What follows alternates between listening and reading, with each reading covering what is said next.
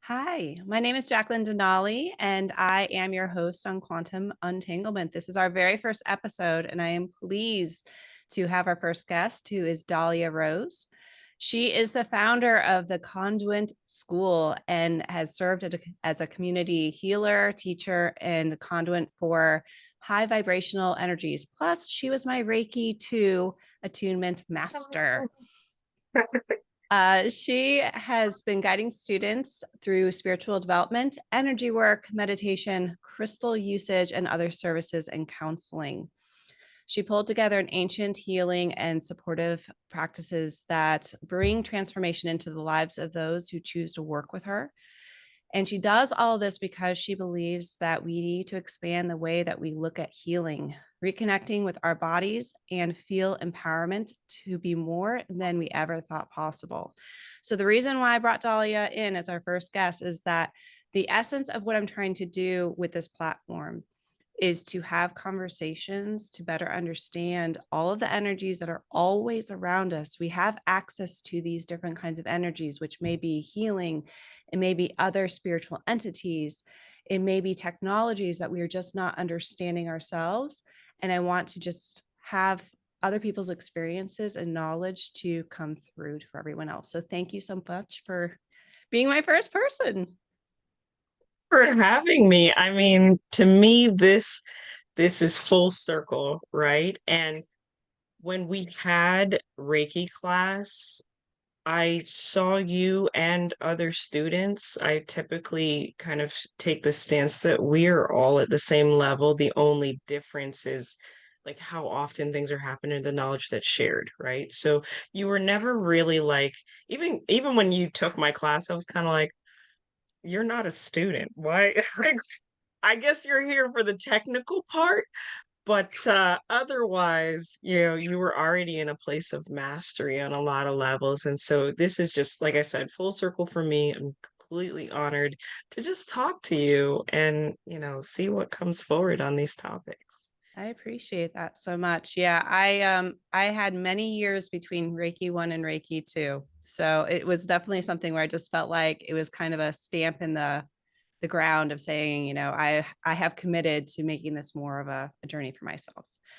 So I was really wanting to start out with talking about your philosophy on how you teach students, because some people feel like this is unaccessible, or that they have to have Mhm. someone like you who does the experience for them and they have it. So for example, I was speaking to a woman last night who mentioned that she had a friend who's like, you need to have your chakras cleared, and she's like, okay, I guess I'm open to I guess this. I'm open to this. And so she does this and has this like really visceral experience of like energy flowing and feeling like out of body experience and all this stuff. And she's never had it since. And so I just want Oh, to make sure interesting. that people know that, like, yes, you can certainly go to people who can start you on that journey, but it is accessible. So I would love to hear your thoughts. And I want to qualify my eye roll because I like I stepping into chakras and oh, you need to have your chakras balanced, like that's the door, right? And then I get so excited when people, like, if she was to have that conversation and she came to me, I like the next phrase out of my mouth would be like, you're so much more than a chakra, like let's talk about it all. And so the eye roll is like everybody reaches for the chakra system because that's what's initially accessible. But on the topic of the way that I teach, I want to enter into that space with a person from a place of wholeness. And if we're just looking at the chakra system, then we're short-sighted. I mean, yes, those are our filters, those are what everything comes through. But then what about your physical body? What about your cellular memory? Like what's going on in there? And to the point of this individual experiencing that out of body experience and never having it again, it's possible. It's because they need to get back in their body in order to move forward, and teaching their unique way of getting into their body, getting into where their gifts are housed, how those gifts are expressed. That is like my spiritual teaching love language at the moment. So, yeah, I've had those conversations as well. Oh, I think my chakras are out of balance. We're like, okay, well, life is lifing too, and let's incorporate it all. So, what are some of the methods that you utilize yourself to help like an individual rather than a class, know the steps that they need to do? What is the your experience of measuring the steps, the possibility, the communication that they're ready for to move forward? So, I like to meet people where they are. So I have clients that are of pretty much every faith, although I don't know that I have Satanism clients, but it's not beyond the realm of possibility. I mean, maybe they just don't tell me. I don't know. I don't yuck anybody else's yum as long as we are not harming others. So I say that to say my evaluation of what's going on the path will take together, or if I'm just empowering them, what tools I'll give is a lot based on their belief system. So we have a conversation about that. I'm not going to talk to you about the universe, about spirit, about divine intelligence if the concept that you can grasp is God, because that's where you are. And to try and yank you out of, hey, there's more to that, may create a level of trauma, unintentional trauma, where we can just meet you where you are and you can grow and expand on your own as time allows, as your practices allow. So that's kind of where we start. Where are your belief systems? What do you adhere to? There's no judgment, no shame, no, hey, you're not woke yet. I don't do that. Um, and then from there, I start to look at what makes you you. I remember having this question asked of me, and I just thought it was so beautiful. Like, what forces have conspired to bring you together to make who you are? And ever since I was asked that, like, even now, I get chills in my spine just thinking about it, because as you've walked this earth, you've done so in ways that can be categorized through astrology, numerology, and things like that. And then you've done something to make it so personal and unique to who you are. So, no, not every Virgo is the same, not every Scorpio is the same, et cetera, et cetera, et cetera. And so we start having those sort of templated conversations. What sign are you? And then my favorite question, when you walk into a room, what is the first one of your five or six senses that's engaged? And if it is, feeling, sight, and inner knowing, we go on from there. And I start helping them access their world through those things and through how they metabolize the world astrologically. And with that, now start talking about self-acceptance instead of what you should be. We stop shoulding on ourselves and we go into what makes you you, and how do you do it. Like, for me, I've always been a hearer, and feeling was second. And when I entered into spirituality, it was like, oh, feel this, feel that. And I was just like, I wasn't really connecting, but the voices in my head were loud. And so when I finally figured out I wasn't schizophrenic and that I didn't need to go somewhere or get that kind of support, because it's important that happens, I tapped into that healing and accepted what was coming through. And when I actually started sharing it, it became profound for me. Um, and then having interactions with others as well. But I would not have gotten there if I had adhered to mentors who were just like, no, do this way precisely every single time. Yeah, you can make the box recipe, or you can create something so beautiful and unique that it heals you in a way you didn't expect. For me, in my viewpoint, healing is always part of the process, whether you're developing spiritually or actively working on traumas. So this is sort of my teaching box and how I guide people to their process in a nutshell. I am really curious about the term you just used about metabolizing the using your senses to metabolize what's going on. Could you talk a little bit about that? Because I know that for some that really do go into this work, I mean, you can start to get very ill or tired, like there, or it could be that you have such a huge vibration bump up that things around you fall apart that you might not realize is part of the equation. Like, but not everyone has the same experience as they open and grow. So I would love to hear a little bit more about the advice that you give others when they're going through these experiences. Um, I wish I had like an outline for that. It's very individualized when I'm working on that level. If we're working in groups, maybe that's the outline. So let me sit with that question. Because you're right. You, the universe basically takes your life and turns it over, like empties your trash can, and then, you get to sort through the pieces. If you accelerate, sometimes the acceleration isn't even like, is it too fast? Is it too slow? But it just happens. So, depending on the severity of the situation, like if we're dealing with a very severe situation, we have to first access what's real. Because the first thing that will come up often, I won't say all the time, is shame. And as shame comes forward, what we start to see is I should have known, or maybe I shouldn't have done this, maybe they were right, or, the many different paths that shame can take. And assessing and evaluating what's real and what's felt and what we can make into a framework is important. So, guiding, I'm there to hold space primarily.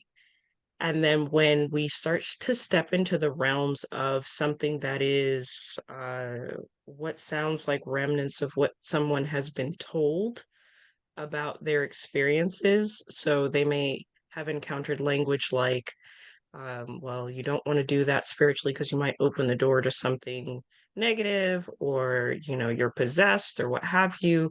I try to take those things off the table because they're loaded and start to access, you know, what I can of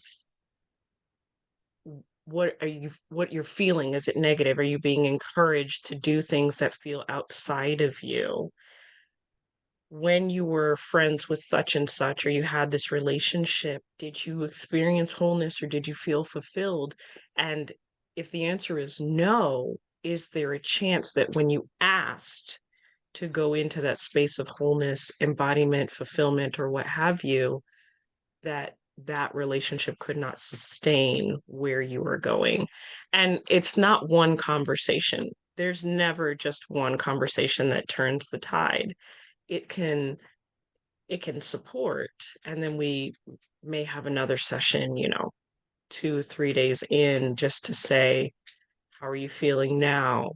Because it is disorienting. I've Most of my experiences have been disorienting.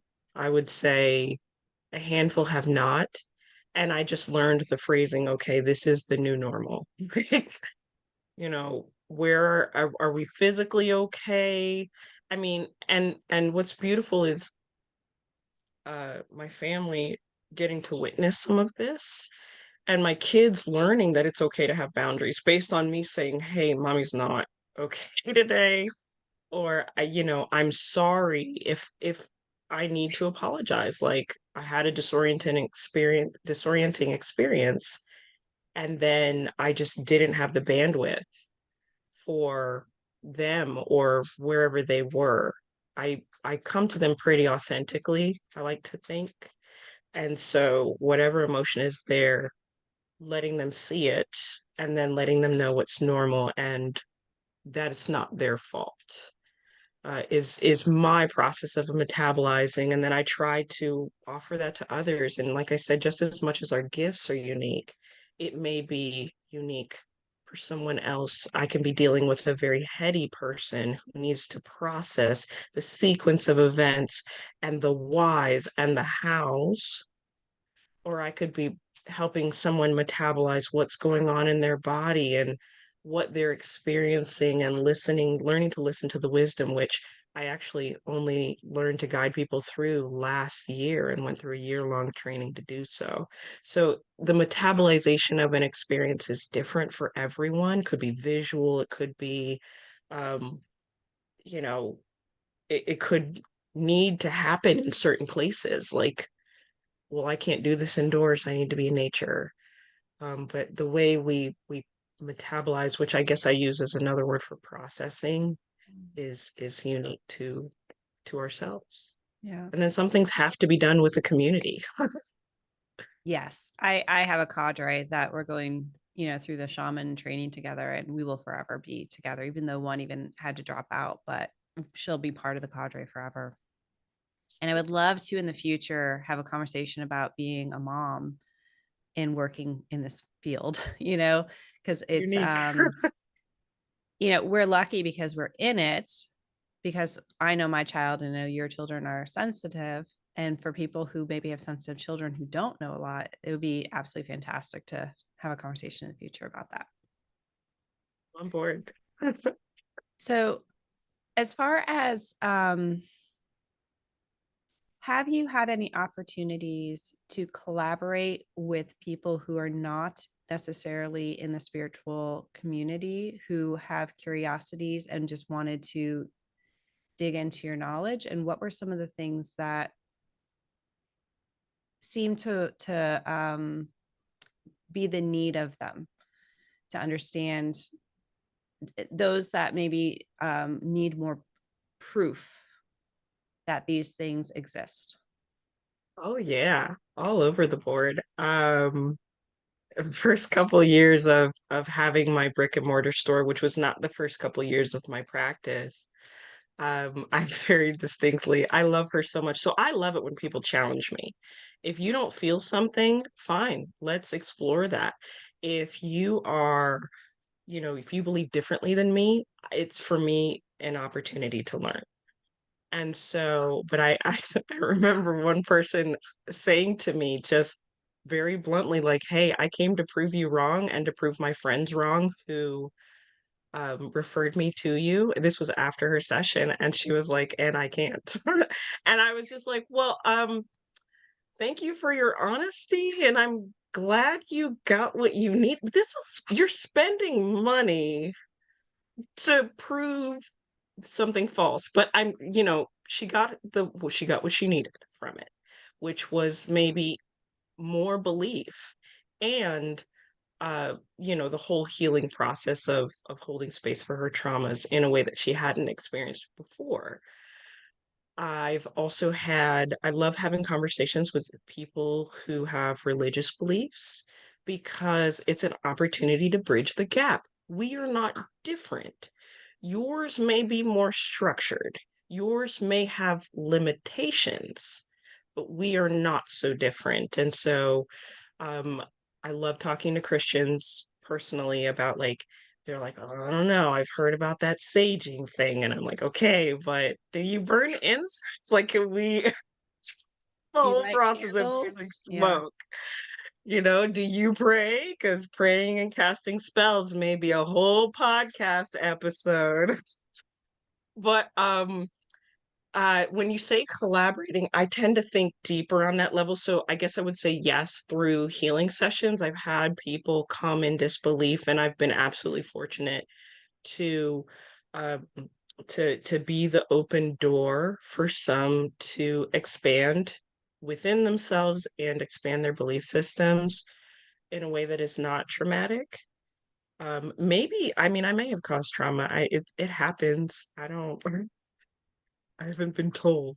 I Uh, mean, the I- intention always is healing, right? But people may right, take the you never healing know. as too much. Right. Yeah. Right. And trauma is such an individualized thing. So I never qualify it as like big or small, but if it happened to you. But what I would say is one of the things that came to mind in terms of collaborations that I had, a person who had a religious background, I'm not sure if it was Christian, but she recognized my ability to support her group and wanted to embark on that journey. I think it was just disorganized between the two of us because, like, sometimes I'm not always there either. And what I would say in terms of the need, it is and maybe continues to be understanding. At the very base level, most human beings just want to be seen and understood. And for me, when I'm holding space, understanding doesn't necessarily mean that I fully understand everything that you went through, but on a human to human level, I can connect with you when you say, I experienced heartbreak in this way. I can connect with you when you say, I reached ecstasy when I was praying, and I can say, well, I have similar experience when I'm meditating. And so whenever there is this gap between people who don't necessarily navigate the world this world or the rest of the world the way that I do, it always comes back to um, that humanity, the humanity within us, and bringing in basic respect and understanding. So I think that's the need. We lack that. We aren't taught that. And I don't know, that's just been what's been present for me since I was a kid. I mean, at 5 years old, I was like, I want people to feel better with me than when they got here. And like, what 5-year-old does that? And like, what a sign up. So, but it was the best way I knew how to love people, you know? Mhm. So I'd say that's the need that I notice. I'm sure there's more. What is next on your self growth? What are you aiming for? What is it that you feel is your next step? Ooh, um, these things kind of just fall in my lap. To include Reiki, to include shamanic work, to like I'll be sitting around and like, I think it's time to learn something and something new will come aboard. I would say it's a tie between, and you're talking about development, right? Yeah, Or for you like, yourself. Yeah, not like business, not for others, for you. I would say it's a tie between bringing hypnosis officially into my work, like into who I am.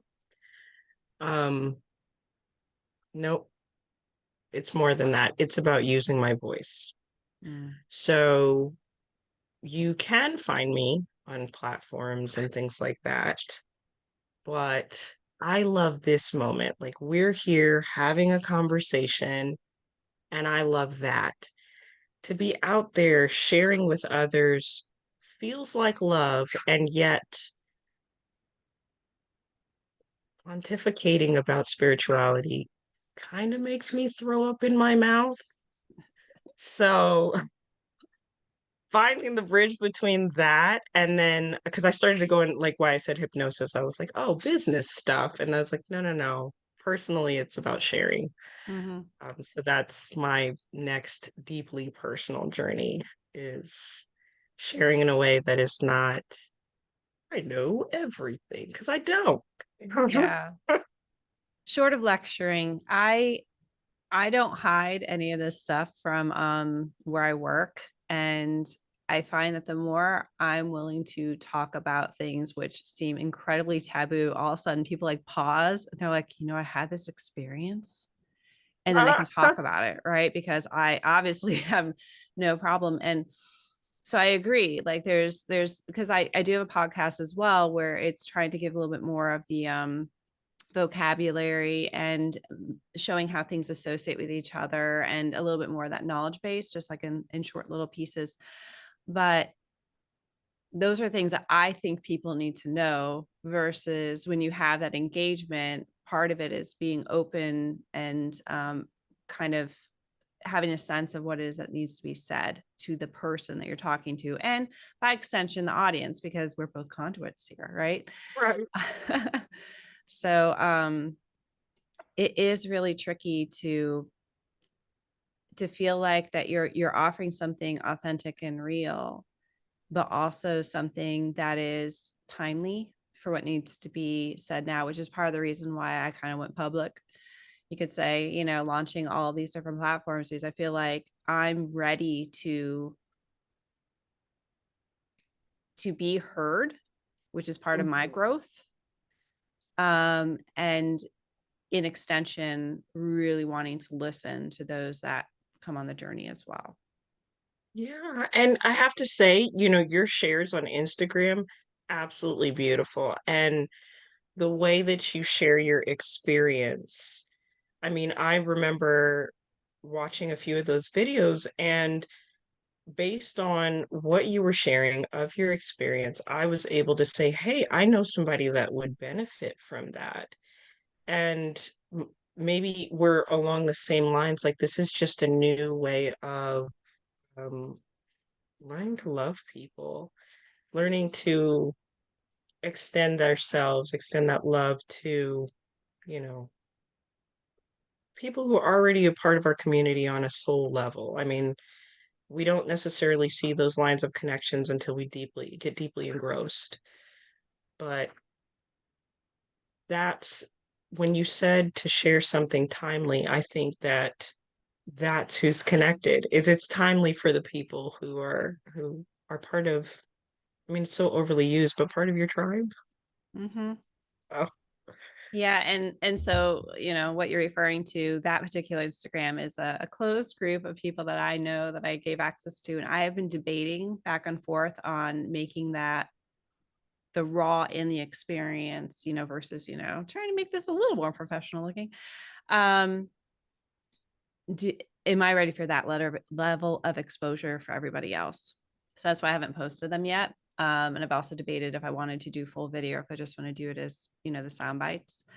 So I will have to talk to you offline about what what level of share am I ready for? Never mind what others may be ready for.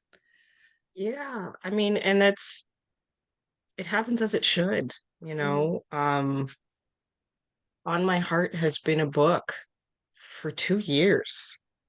And I took talking to mentors and other magical people, but these things come to life as they need to, not, okay, I've had this download and now it needs to get out because follows and likes and that's the struggle, right? Like, we're not here for the follows and the likes. We're here to just share the thing, but the systems are built for other properties. So it's as it's needed. And I think um in and of itself, maybe it's timely when it comes out rather than what is the world going through. That's very So, fair. Well, I want to thank you so much for being my first interview and getting us started with understanding just people who live with this. This is part of who their identity is and what they're trying to do as a career. Some have questioned, of course, like, can this be a career? Why, yes, it can, especially when it yes. truly is your day through and through. You don't just turn it Yeah. on and off. Do you have any last ending thoughts of wisdom that you would like to bestow on those that are listening? Is what comes out of my mouth wise. No matter your pursuits, always pursue yourself. Spirituality is encountering different modalities, it's encountering different belief systems, it's expanding who you are. And even when you're dealing with guides and past lives and things like that, it's all intriguing, but it's all you. And so, what I wish somebody would have told me when I started was figure out yourself in the process, not beforehand. There's no, I've got to do this before that. But as you are lining these explorations as you're lining them up side by side, bring yourself into the process and don't let anybody tell you you should or shouldn't be doing something, but find out who you are in there so that you don't have to worry about uh, being duped or tricked or conned or anything. It can just you can maintain that beautiful and balanced experience. There's going to be hard things, but um, when you know who you are, you have a ground to fall on rather than aimlessly sliding through your spiritual path. So That's that's what wonderful. I have. Thank you so much, Dahlia. And I will be putting links to contact Dahlia, or you can go visit her in person at her store within the description below. Thank you so much. Thank you.